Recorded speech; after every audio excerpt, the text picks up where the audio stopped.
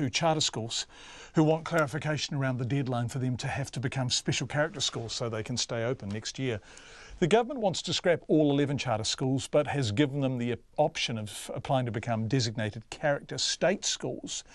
Legislation scrapping the charter school system is making its way through Parliament at the moment. Existing charter schools would continue until their contract expires or is terminated. Tying all the threads together and trying to make sense of it, here's our political editor, Jane Patterson.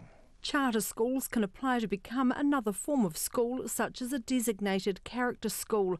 Elwyn Poole is the academic advisor to Villa Education Trust that runs 2 charter schools in Auckland.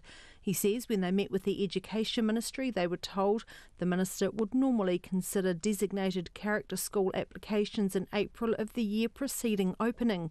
A January Cabinet paper states if designated schools are to be established and opened for 2019, it would be usual for applications to be received by 1 April at the latest. Mr Poole says schools are confused about the time frame. When we met with the Ministry, Katrina Casey informed us that it would be normal for the Minister to consider designated character applications in April of the year before they started, and Graham Osborne of the Tipper area was also given April 1st as a pretty significant date with regards to applications. But Katrina Casey from the Education Ministry says April 1st is the deadline for a totally new school, not for existing ones. She says the Ministry does not yet have a cut-off date. But we are thinking about whether or not we're going to need one. At this stage, we've said, look, we'd like you to stay as close as you can to having an application in April, but we'll be working through whether or not there will actually be a deadline set for these schools over the next week or two. But Mr Poole says there's been a lot of emphasis on the April 1st date. They could say that we haven't stated it's an outright deadline, but our point back would be, why do you keep using it as a date then? Why not simply say we will work through a process with you, and at the end of that process you'll be able to consider all options, we'll be able to consider all options.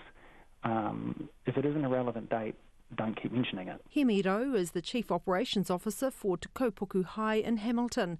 He says the school wants to remain open next year. That is our intent.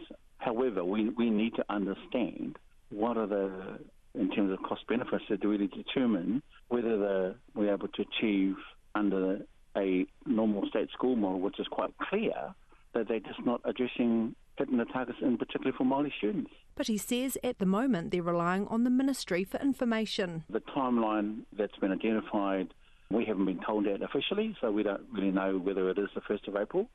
We haven't been told that at all. Everything that we're hearing and listening to is through the media, so there's no been direct communication with us. But the longer they take to supply us with information, the longer it'll delay any decision that my trustees need to make a full and final decision. National's education spokesperson Nikki Kay has asked the Auditor-General to investigate potential conflicts of interest in the process of closing charter schools.